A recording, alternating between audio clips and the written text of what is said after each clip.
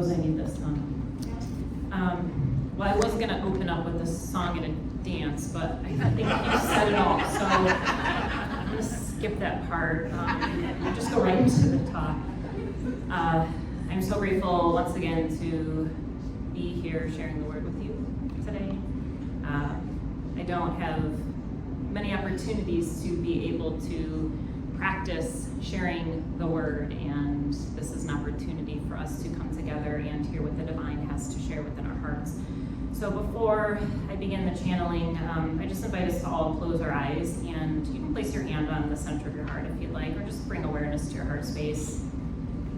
Take a deep breath in and a deep breath out. And call upon the divine wisdom that it may speak directly to the heart, that we may hear the language, the perfect wording to comfort us, to guide us, to direct us on this path of life. We ask for guidance moving forward as we give up full trust and faith in the divine and the ultimate plan for our being here. Amen. So the title of this talk is Following the Breadcrumbs. And if you're familiar with the story of Hansel and Gretel, I think it's one of Grimm's fairy tales. I'm sure we've learned like the watered down version. If you've ever read Grimm's fairy tales, they're a little bit darker, so maybe don't read them to the wee ones. But the story goes Hansel and Gretel, and they live with their father, and then there's a mean, kind of witchy lady who becomes their stepmother. And she doesn't like the kids too much, so she ships them off to the woods a couple times, tries to lose them. But they're smart, right? So they leave, different pebbles behind so they can make their way back to this house. And, it happens a couple times, But then, they ran out of rocks, so they use breadcrumbs. So they leave the breadcrumbs out, and then they fall asleep in the woods, and, they wake up, the dad and the stepmom aren't there. So, okay, we'll follow the breadcrumbs. Well, if I was a bird, I would probably have the same idea and eat all the breadcrumbs. So they're lost in the woods, right? But are they? Yeah, they are. But they end up finding this magical candy house, right? So they go there, and they think, wonderful, we're hungry, let's eat. And then this, witchy lady comes out, oh, come on in, children, I'll feed you and all of the things. Well, then she imprisons them, traps them, and all the things, and then they're there. Well, then, they end up, the story goes, they end up shoving the witch. I don't even know how that even happens into an oven. I don't know, my oven's not so big, but maybe she was tiny, I don't know. But they shove her into the oven, and, then they, have this magical candy house. I imagine they stuff their pockets before finally, eventually heading home, where somehow magically, I think, if I remember the story correctly, the stepmother leaves, and so they have their father again, right? So that's, if I screwed it up, please forgive me, and hold me accountable at the end of that. That's not how it goes, but that's how it goes in my mind, and I'm going to go with that because that's going to be in line with what I'm talking about today. So following the breadcrumbs. First off, I imagine it took a lot of faith to tune into what is the wisdom, what is the plan here. We know that there's this evil presence in our life that is trying to take us off track, to keep us away from what we're desiring, which is family, being with our Father. So they had to have tuned into, well, how do we get out of this pickle, right? And then being resourceful enough to put the rocks out, to put the breadcrumbs out. But when we follow the breadcrumbs, and maybe the plan doesn't go as we think it would go, the breadcrumbs disappear, I imagine they thought they were lost at that point. What do we do here? We're lost in the woods. But they didn't give up. I mean, maybe after a day, they were tired or whatever, but they had to have kept moving, kept going forward until they found something else right in front of them, this candy house, right? Like, oh, this is what we want, this is what we need. We need nourishment, we need food, we need candy. But then there's that twist, the witch, they're confronted with the shadow self, something that they're fearful of in that instance.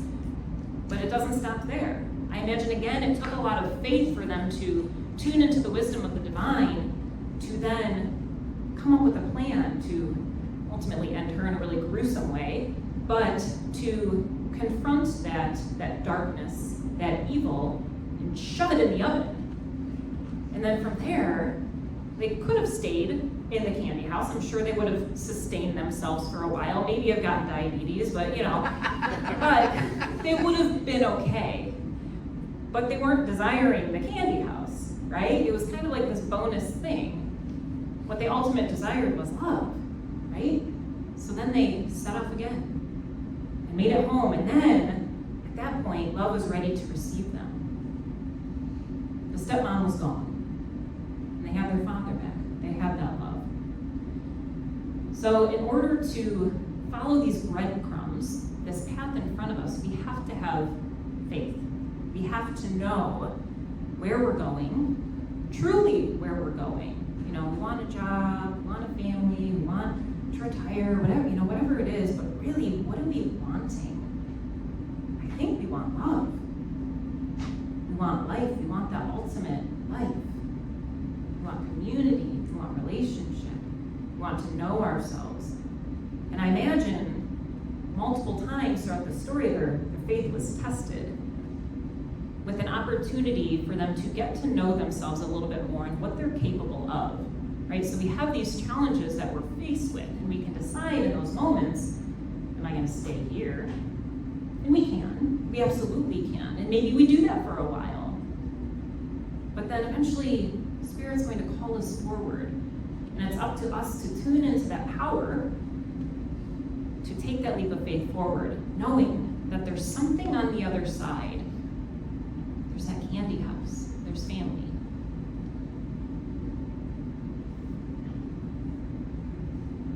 And so I invite us in this moment to, if you want to close your eyes, just notice what is right in front of you. What is that wall? What is that challenge?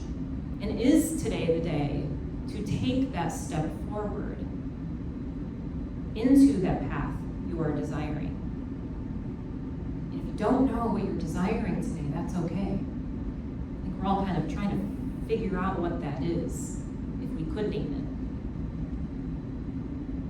it. But then as we take a step forward, whatever it is that we are desiring is that bit closer.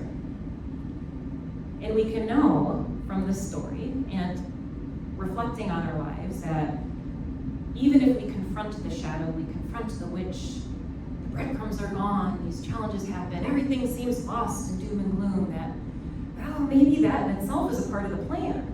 Maybe it's not to hold us back, but maybe it's for us to experience that power within us, that endurance, to not give up. And even if we have these moments and all is lost, there's nowhere to go from here. I mean, we can remember times in our life when we felt like that, but then something pulled us out of that. And what is that force? Well, I think that's the force that is at the end of that path. And not only at the end of the path, but it's right there walking with us on this path. And the goal at the end of this path is to simply be in the presence of this love. Totally, wholly, completely be in this presence. I think that's something that we all truly desire. I think we can only take so many beatings on ourselves, can only harm ourselves so much before we choose to step forward, to follow what's in front of us.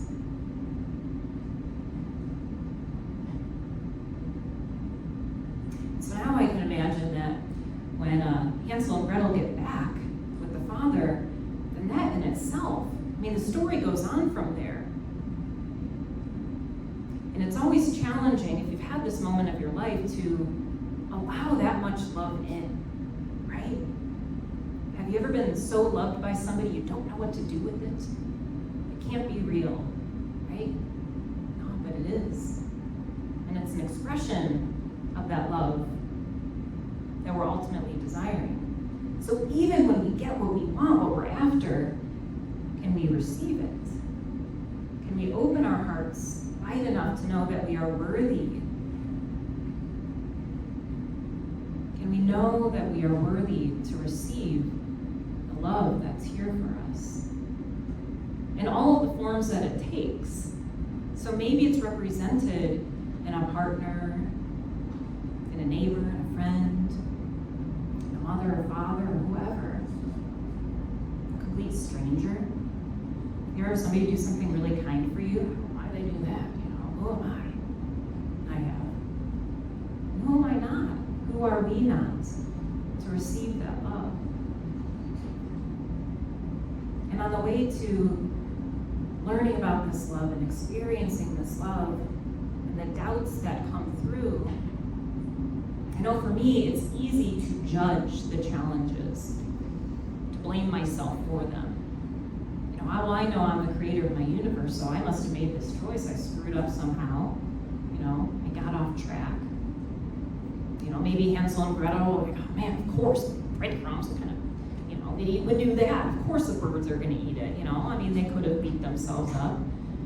But God always has a plan, and even there, even when we think we goof, did we really? No, I don't think so.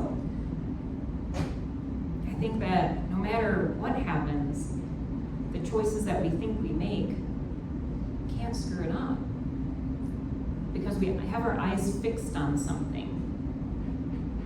And when we have our eyes fixed on something, we're never going to turn away from that, right?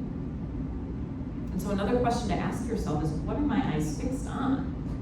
In yoga, we do balancing postures, and the word drishti, that's our focus. So when we're in tree pose, I can't really see my legs maybe, but when we're in tree pose, any kind of balancing posture, we focus our eyes on one point, just one.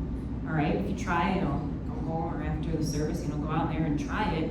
Try to, close your eyes or, stand on one foot and just look around. Look at all the different things, or look at the people passing by. Can you really be balanced in that? Maybe, So I need to practice a little bit more. But if we focus our eyes on one spot, then we're centered on our intention. And we know we're moving forward on that path without distraction. And we can be a part of the experience. If we're constantly moving forward, but we're looking around, we're missing what's right in front of us. It'd be like driving a car. Please don't try this one. But if you're driving a car, you're probably not looking around. If you are, maybe it's a quick glance, like, oh, that's a store I'd like to go to, or, quiet kids back there, but like, you're not like, ooh, whoa, whoa, whoa, Please don't. Keeping our eyes focused and remembering that we all chose to be here for a very, very important reason. Where you're sitting today, who you're sitting by, who you talk to after, where you go next, all of that is a part of this plan. And there is no mistake. And I'm sure we've all had those different coincidences that have happened in our lives to give us these clues as to, maybe they're not even clues, maybe they're just confirmations. Like, oh yeah, you're doing good, kid. Keep on going. You just thought of that bird, well, there it is. You just thought of that person, well, here they are. You're thinking of this number? Okay, here you go. It's 11:11 again, right? You all get excited with 11:11. These confirmations that we're on the right track. It helps us stop, to pause and to remember why we're here. Oh yeah, I'm a divine being. Oh yeah, that's right. Coincidences, synchronicities, all those things. Have you had that happen in your life? And are you paying attention? Are you slowing down enough to look for the clues? If Hansel and Gretel were so frantic, maybe they would have, how you could miss a giant candy house, but maybe they would have, maybe they would have thought to try to find their way back and got off track or took a detour. And then what would have happened? So when we slow down, and we open our eyes, and we open our hearts, and remember ourselves to be divine beings, we become aware of all that's around us. Remind us we're on the right track. And sometimes it comes in really big ways. I'm trying to think off the top of my head what a really big one was, but thinking of somebody and then seeing them, or thinking of somebody and they happen to call you on the phone, you ever have that happen? Oh, I was just thinking of you. It's not happenstance. Of course you're meant to talk to that person at the time. You were tuning into that energy, you were connected to that energy. And sometimes it's the smallest things, You ever find a parking spot right up close, like you're at Costco, you're driving around for hours it seems, and you find one, wow, like that's huge, oh, thank you, yes, my leg's really been hurt today, I was mine, I know, thank you. Sometimes they're really subtle, but they're these little gifts, these bits of grace. So when you're talking to people, it's another way that we can tune into this energy, because every single conversation we have with another sacred being is blessed by the divine. And so listen to their words and listen to your words. There's something available for you in those conversations to help you both grow. I have some friends that are part of the community, and some of them I don't see too often, but when we see each other, I have this one friend, Kathy, and we just I walked outside the studio to get something out of my car, which happened to be parked in the street, and Kathy happened to be walking by, and I was like, Kathy, wow, and of course, we both were like, oh, thank you, for this connection, because I hadn't really talked with her in months, probably. And then we started talking, what's going on with you? And she's like, oh yeah, this big thing, and I'm like, oh my goodness, that's crazy, because it's, this thing, and so she starts telling me what she's learning, and I start telling her what I'm learning, and it was exactly what I needed to hear. And then it was like, okay, like a little blip in the wind, and then she was off. And I'm like, miracle. I went back to my day, but I went back to my day with a little bit more understanding of where I was in the present moment. It wasn't about, I think we were having like a movie night or something that night at Ordinary Pioneer, and I'm sure I went back into my analytical mind and setting up the projector and all that. But underneath all of that, I was like, wow, I'm really present with this energy right here. There was something about it that awakened within me that I was present enough to listen to. And then, of course, we can take that information. If you turn on the radio and it happens to be a song that's, has exactly what you need to hear, we can take that information with us. And that's how we grow. That's how we move forward. And that's how we develop. And that's how we start to open ourselves up little by little by little to experience the greatness of the divine. So ultimately, I imagine, at some point, we'll be so open, we can just rest in the love of the divine. Our hearts won't be as challenged. We won't be so concerned with going to the grocery store or picking up kids or cleaning the house. We'll still do that, but it'll be a blessed experience, right? Oh boy, I get to cleanse this space. Oh boy, I get to pick up my kids and be with them. Every moment is blessed. And I'm sure we all have these experiences now. Listening to these beautiful songs. I was like, wow, I was getting shivers and all the things. Wow, this moment is blessed. You wouldn't have gotten the same experience if it was me up here. Maybe, the lyrics are beautiful. But when we're listening and our ears are open, our eyes are open, we're fully connected with where we're going. So I leave you with this question. Where am I going? Where am I really going?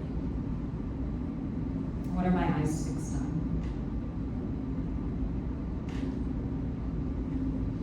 Invite us all to close our eyes once again. You can place your hands on your heart. Just to take a moment of integration. Knowing that these are not Halina's words coming through, that these are your words, the words of the divine, spoken directly to you. And some may have touched your heart and others may have floated by. But taking whatever it is, whatever source of love that is flowing into you, taking it in as your own. I am worthy of receiving this love. I am grateful for these breadcrumbs, for these confirmations that I am not alone, that I am walking forward.